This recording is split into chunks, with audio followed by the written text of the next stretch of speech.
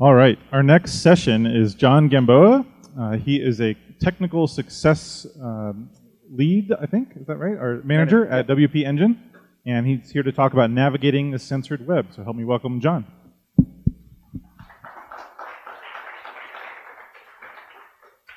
Hey, y'all. Yeah, my name is John. As I said, I'm a technical success manager at WP Engine. So I'm going to talk about navigating the censored web. Essentially, we're going to be talking about just ways that there are challenges for websites in countries and places where the internet is censored or there are issues with that. So more or less to start with it is, I'm going to start with the story.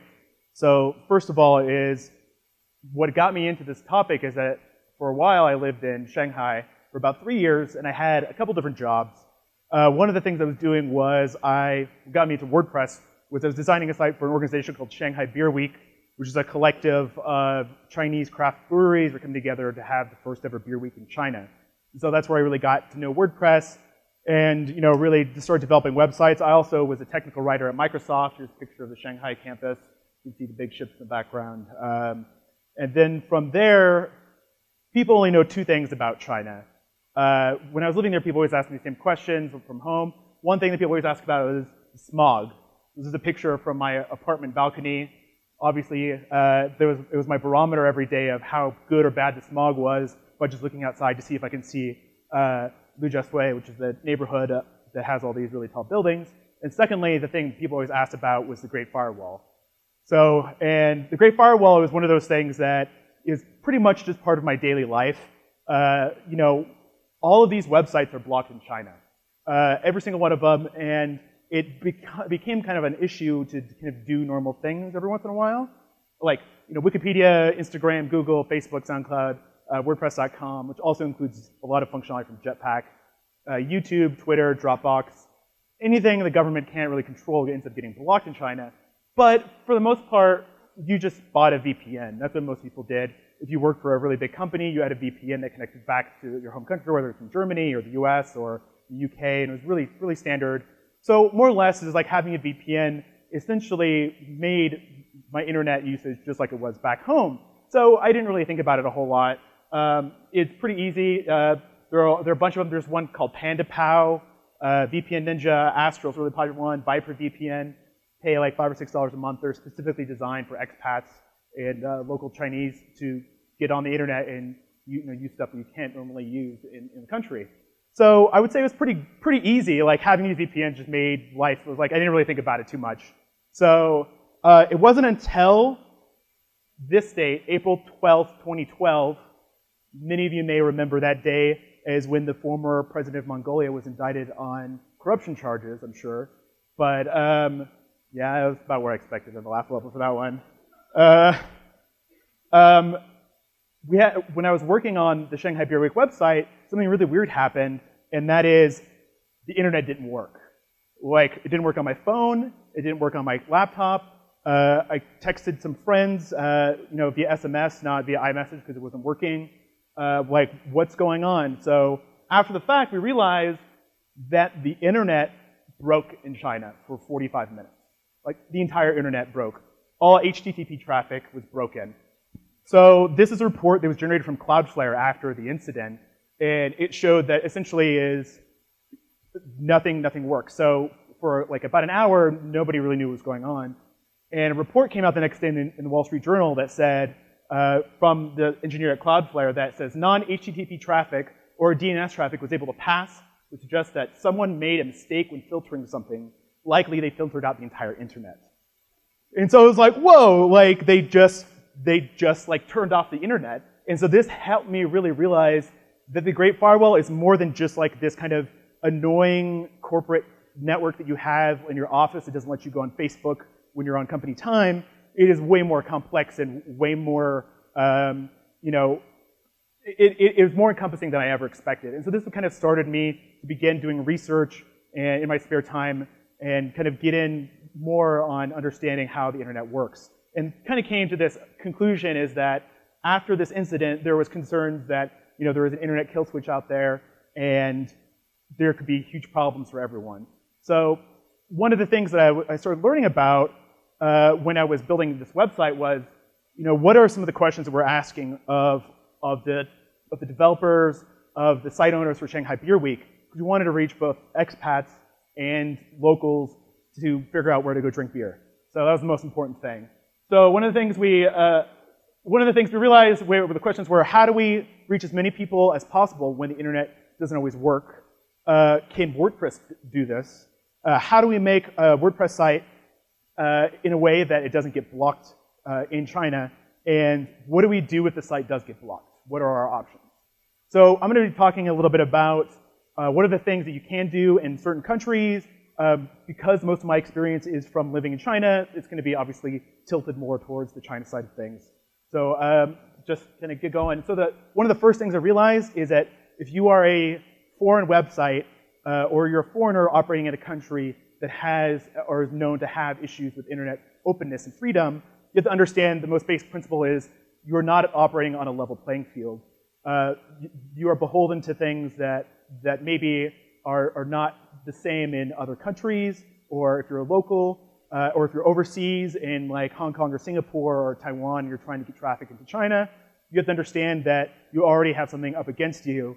And with that in mind, it's a little easier to understand just kind of like not so much defeatist as it is just understanding the scope of your abilities. And so here's this report from, it was Freedom on the Net report for 2016, as it says. And we get an idea of where internet censorship is most egregious. As you can see, like China's on there, we have Iran, Saudi Arabia, Russia. Some lighter offenders are India, Pakistan, Turkey. This probably would be changed for this year, where Turkey would probably be higher on the list after last year's coup attempt. These are the places, I think mostly Russia, China, Iran, Turkey, I'm mostly going to be talking about throughout this talk. So then the first question is WordPress the right tool in a closed network? Well, one of the things that I've been researching is using a lot of VPNs and tools to check websites in different countries. The thing I did realize is that WordPress itself, WordPress.org, the main website to download the WordPress software, is perfect. I could not find a country where actually WordPress itself is blocked. Because WordPress is 28% of the web now, we're at a point where it is an economic tool for everyone. It's very powerful for all of us to be using WordPress. So it would be a huge economic burden for any country's technology sector to be blocking WordPress as a CMS entirely. So this is a report from W3 Techs, and it just is the latest stats as is like last week, showing that 28.5% of the internet is now WordPress. Bottom axis says used by fewer sites, and then WordPress is on the right by many sites, and the one on the bottom says used by low traffic sites, and the one on the top says used by higher traffic sites. As you can see, WordPress is used by many, but the higher the traffic seems to be on Drupal apparently right now. Got a couple more years for that, I guess. So one of the things that I realized is that most of internet censorship is wrapped up into this idea of internet sovereignty. So internet sovereignty is a very diplomatic and political way of saying internet censorship. Essentially, internet sovereignty is internet management, network software, surveillance, content restrictions, everything are the sovereign rights of nation states. Just like making your own laws, just like imprisoning people, just like anything else, just like intellectual property, your internet is the same way. The internet is not a global resource for everyone. It is a global resource for your country and its economic prowess essentially. And this goes in the fact that in China, 96% of all traffic in China is within China itself. So ostensibly, China is an intranet more than an internet because all the data transactions are happening within the country. And so part of this idea was solidified in 2014 in Wuzhen in China, where they had something called the World Internet Conference, where they're trying to essentially create doctrine in order to make internet sovereignty a right like human rights, natural rights, things like that. It is not being very well received by a lot of other countries. Russia and China seem to be the primary actors in wanting to push for internet sovereignty as a policy. So then comes the question is, how are these sites censored? So there are a myriad of ways, and working at WP Engine, I've seen all the different ways sites get censored. Usually at WP Engine, when someone has a question about a site getting blocked or internet issues in China, I get an email from anyone, whether doesn't matter what department they're in. So this is what I found. Most obvious way is just blocking sites outright. In Iran, via a company in the Emirates, they bought an American corporate internet blocking software and hacked it so it applies to the entire country of Iran. And this was circa 2004, 2005, but there have been recently trying to re-implement a new technology that is maybe less used by American companies and other corporations because it'd be easily hacked that way. In Russia, you have a government organization in Russian I'm not going to pronounce, that there is a website where you can go to, and if you think a website is offensive, you can actually suggest to the government to block this website. In China, you have the Golden Shield project, which is the official name of the Great Firewall. And then in Turkey, it's mostly based on sites that have government injunctions from courts or from laws that are passed. And I'll talk about ways in each country where they get blocked a little later on. So one other way sites get blocked is with forced data localization. I should say forced and not forced, but whatever. So in Russia, if you are a blogger that has more than 3,000 followers, you have to register with the local government in your territory in order to operate as a blogger. And most recently example is Apple removing all the VPN apps in the Chinese App Store. In order to operate in a lot of countries, they say if you are storing our country's users' data, you have to have servers in this country. And all these countries listed below are countries that have data localization rules. And so part of the reason that this works is it just allows the government to just keep an eye on people. And LinkedIn is an example of a website in Russia that was blocked because there was no data localization. LinkedIn opted not to do that, and so they got blocked as a result of it. Another one that I've seen at WP Engine are DDoSes for hire. One WP Engine customer is a major news website in the Philippines that is always challenging the Duterte government. And we had an incident happen a couple months ago where we discovered that the site was DDoSed entirely from Chinese IP addresses. And we understood that based on the relationship between the Philippines and China with relations of the South China Sea, that they would have likely have attacked a pro-government website and not an anti-government website. And so this was one of those things we see more frequently is that DDoSes are really cheap to hire on the dark net. And you could just, some of them are even on Fiverr, they're called like $5 load testing, where you can just pick a random website and you don't have to verify it, and you can load test that website, i.e. DDoS it. Other issues we're seeing are attempts to just log in to sites in the WP admin to deface sites. That's something that's pretty common, and we're always trying to combat that at WP Engine as well. Another really popular one, this is mostly used by the Great Firewall and more so now in Iran, is something called DNS poisoning.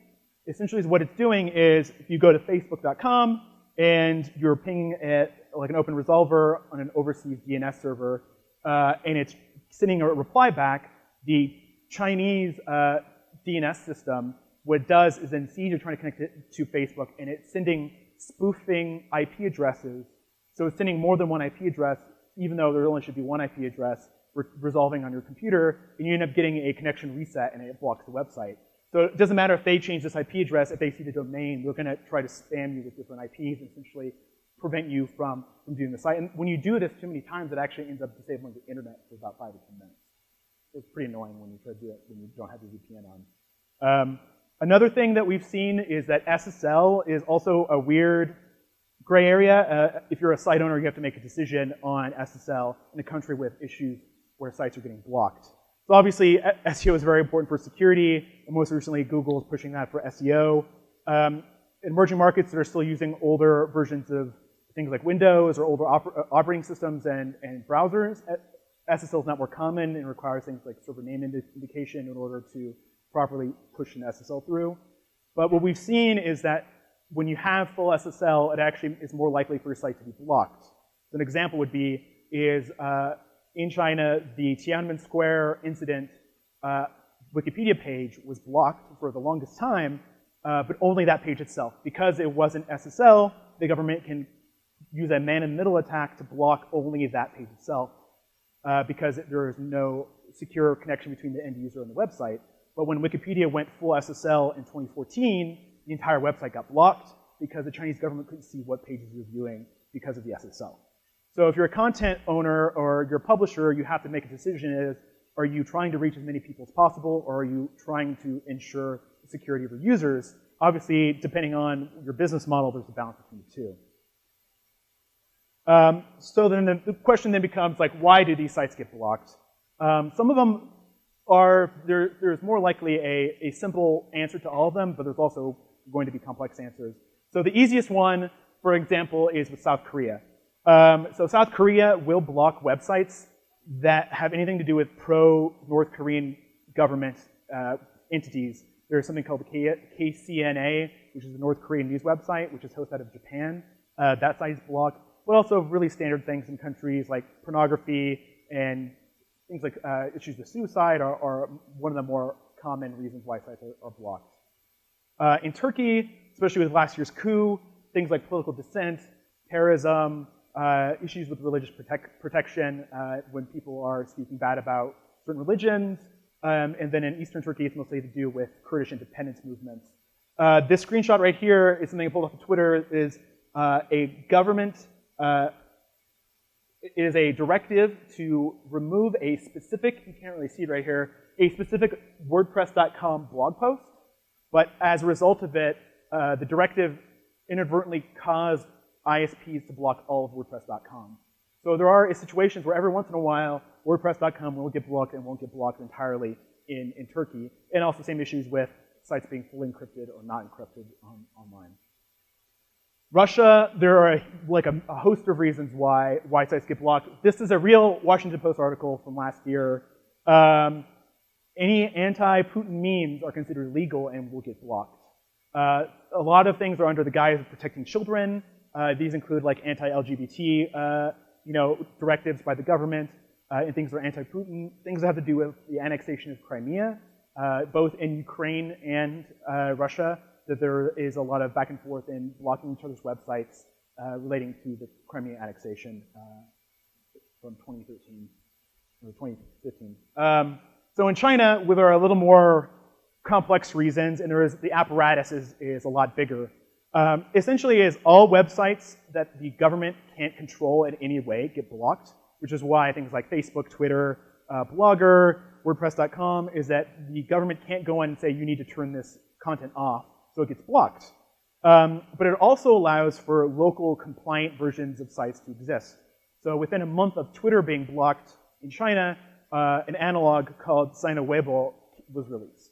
So there is some understanding that it also is a form of protectionism. By blocking Facebook, you're also allowing for Renren. When you're blocking Twitter, you have Weibo, things like that. It's becoming more common. But then there are different parts of the apparatus, and that's why we have pictures of river crabs, 50 centers, or 50 cent, and then Big Mama. So river crab is a homonym in Chinese, which means harmony.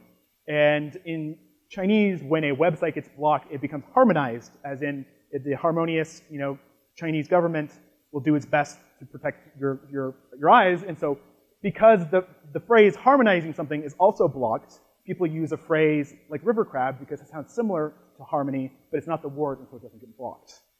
And so this is, and the river crab situation is interesting because it's all based on directives, usually from the Communist Party, because every company in China has an office where there is a Communist Party official whose job it is to make sure that companies are compliant with the CCP. When I worked at Microsoft, the joint venture that I was working with had an office specifically for the Communist Party. 50 centers, or wumaos, are people that pay 50 cents to be essentially paid trolls on Chinese message boards. So even if you manage to not get blocked and you're having conversations about something, someone will usually be paid to steer the conversation in a different way to make the government sound great. And the last one is Big Mama, and those are usually content-owning website curators whose job it is to actually remove the content. And these are phrases, there's a whole lexicon in the Chinese internet of the different apparatus of internet censorship. And again, to kind of go back to it when it comes to WordPress, when you're building a site, and all these sites are blocked, it becomes a problem because if Google is blocked, or ULA as it shows right there, you can't use things like Google Maps, Google Fonts. You can't use any sort of advertising analytics systems. You can't embed like buttons. And these are really important things to a lot of website owners. But if you embed them and those sites are getting the connection resets, you end up slowing down your website considerably. And this is something I was learning when I was building the website for Shanghai Beer Week, as it became very clear very quickly that I had to build a site in a very lean way in order to prevent it from being blocked. And so one of the things to understand about designing around censorship is you should know if your plugins communicate externally with other websites, if it uses analytics systems, if it uses other platforms, because you run into these problems. What really helped me get started is understanding is I posted on the Jetpack blog, like a Jetpack plugin help page years ago when I first was running into these problems, and I asked, like, for example, if WordPress.com is blocked, what are the tools I cannot use in Jetpack? So things like Photon, for example, which are CDNs directly related to WordPress.com, are going to be blocked. And it's one of those things you have to memorize and think of, and make sure to test externally. One of the big things that people always ask me at WP Engine is about where to host your website. Do I host it in the country that is having these problems? Or do I host it outside and hope it doesn't get blocked? And so these are a lot of questions you have to weigh as a content owner and a publisher, because if you are hosting in Hong Kong, for example, in China, it's technically not part of the Great Firewall, and you're closer to the mainland, but entire data centers could get blocked by accident, and you could run into a lot of issues. One of the things I really encourage is using a tool like GeoPeeker. If you're not paying for a VPN, it will take a snapshot of your website in 6 different locations, and it'll show you the response time and the IP address it's resolving to. And it's really good for just understanding how your site looks and if all the content is loading as it should, because that's something we often see is parts of sites are not loading because they're using tools that are blocking the country. Again, to kind of echo what I was describing before with SSLs, something to consider if you want to use a full SSL. You want to use partial SSL, obviously you want to use it if you're handling credit card information, users identifying information. I would say PHP 7 is a must in these cases, because the internet in a lot of these countries I'm talking about, like Iran, China, internet is not great. The infrastructure is growing, so you would want to be as fast and as lean as possible, as I mentioned. So PHP 7 is it's a thing that has been pushed by the WordPress community, and a lot of hosts are trying to push, and even some top plugin makers are really want all their users to use it. And I would say PHP 7 is definitely the place to go. External advertising services and APIs can be a problem sometimes. As I mentioned, Google Ads and Google Analytics is going to be a big problem.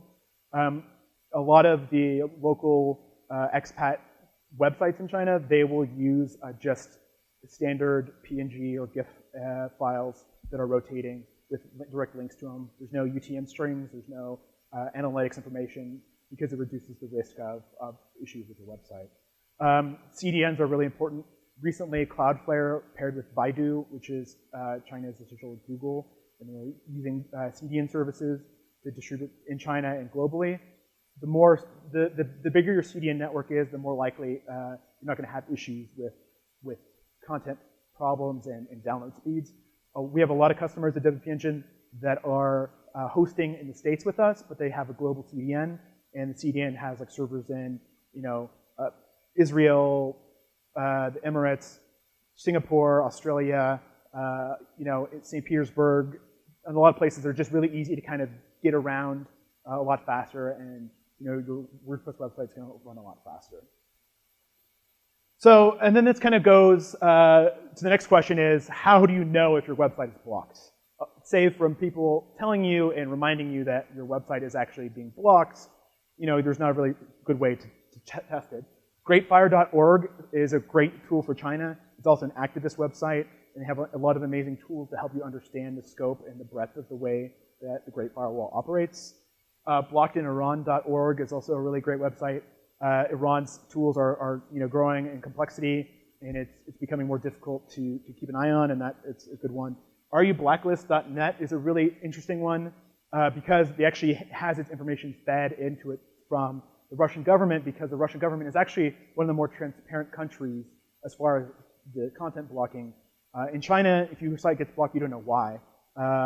It could be accidental, it could be purposeful, but you don't know.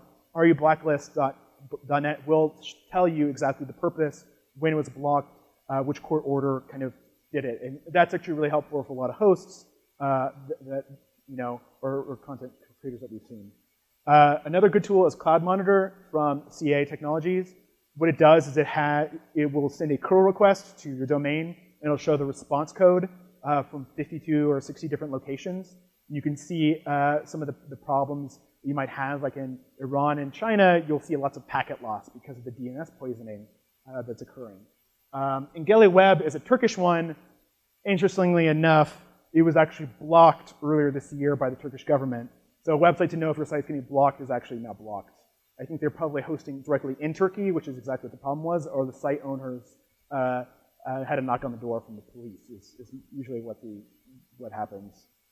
So these are some of the best tools to check. And then, so the next question then is, excuse me. I forgot I had this. Here's an example of greatfire.org, which is the website that you use to test if your site is blocked. And there was a weird time in 2014 where my site was blocked, partially blocked, and then unblocked. And I have absolutely no reason why. I didn't understand. And I was hosting on a shared server on my personal plan at WP Engine. Couldn't find any evidence.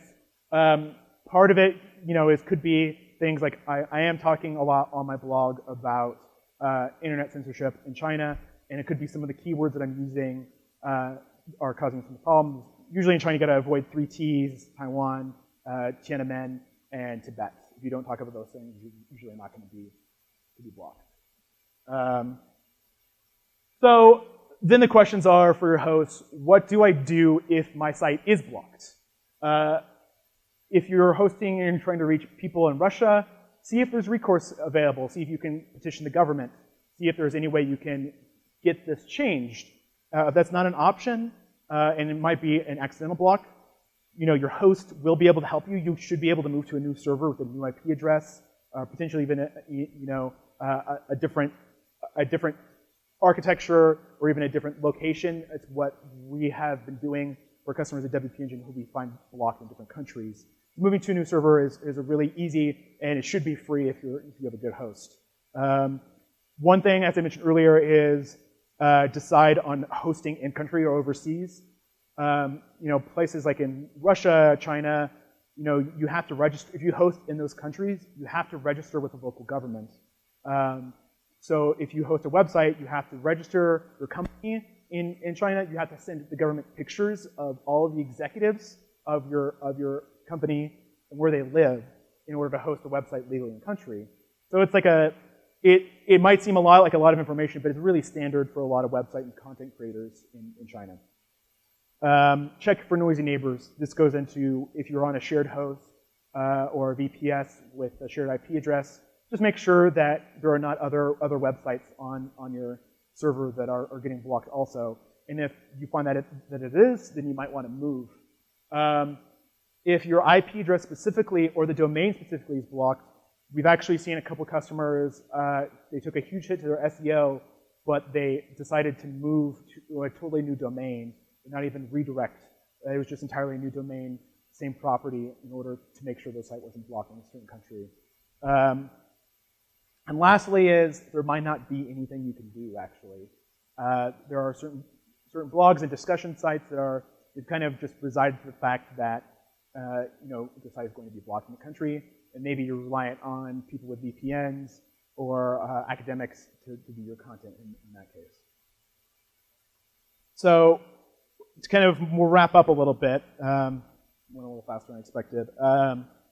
So what does the future hold for a WordPress publisher or WordPress site owner in a world where the internet is not entirely free?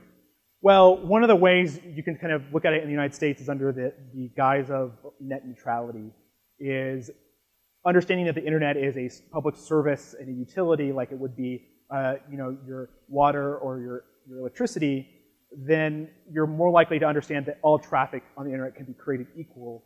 And you kind of see issues where net neutrality is taking some hits even for commercial needs, such as like T-Mobile giving free Spotify streaming to its users, giving essentially Spotify a fast lane over other services like Tidal, if anyone actually uses Tidal. But other issues are problems with closed networks and walled gardens. Sites like Facebook, is a walled garden that you are at the behest of the algorithm and the service is a change. We've seen issues with people where Facebook changes some tool or the SEO rules change at Google and traffic can drop as significantly as 85% is what we've seen in some cases. And so you have to understand that if you are buying on rented land, essentially, in some cases on tools like Facebook, you may run into some risks with that problem.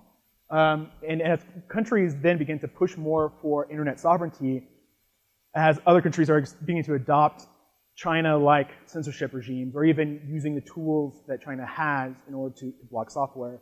There was during the net neutrality protests a few months ago, Automatic created a net neutrality plugin that would make your website show as if it flowed, as if it was like a fast lane only type of website. So the future of the internet is globally is in an interesting place right now, and I would just contend that you keep an eye on sites like the Electronic Frontier Foundation, just to keep an eye on where internet censorship is going, and you make the decision if you want to, how you want to host, who you're trying to reach, and how easy you want to make it for your users. Because there are a lot of questions is with a lot of these countries are emerging markets globally, and you want to reach new users, you have new potential customers you want to reach, but you have to also understand if you want to play by the rules.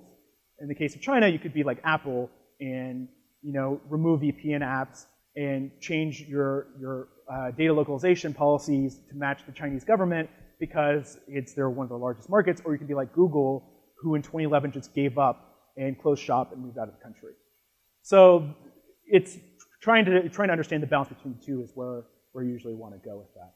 So with that, thank you for listening. If you have any questions, please let me know. I've got a couple minutes.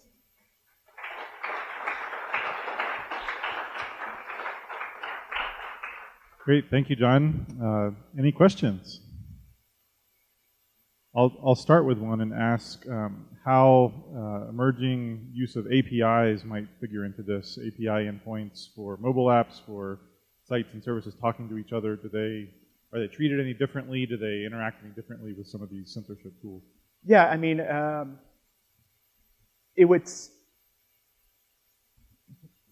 yes, API tools are essentially treated like other websites in those cases.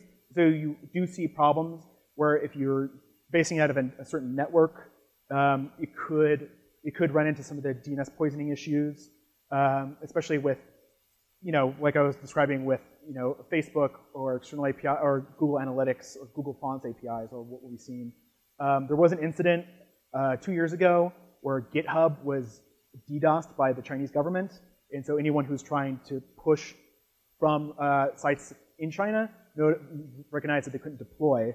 And it was a really terrible problem that people had to find alternative tools and backups in these situations. So,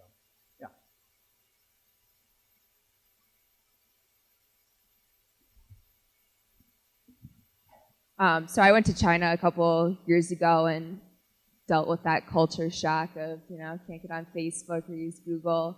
And I'm just wondering, when you were working there, even though you had access to a VPN, were there any other challenges that you ran into that maybe the VPN, didn't help you get around? Right. And one common thing was on the date of the Tiananmen Square massacre on June 5th is my VPNs I normally use during most of the year ended up getting blocked. So it gives us understanding that the Chinese government knows about the VPNs. They're not dumb about that. They understand that some users do use it, and they're trying to crack down on it more and more recently. But it's the fact that they know and they don't care, but on certain days they do care. And that's where we kind of see those problems. And you know, we had problems when I was working at Microsoft when it happened, and we had issues with the internet that day. Otherwise, like, there's no LTE coverage on your mobile phone, and it's usually pretty bad. If you're trying to change that, things are just really slow. There are a couple of tools you could use. Some people just usually resort to using the local versions of things rather than trying to use the foreign versions of them. All right. Well, we guess another question. If you have any more questions, come find me outside.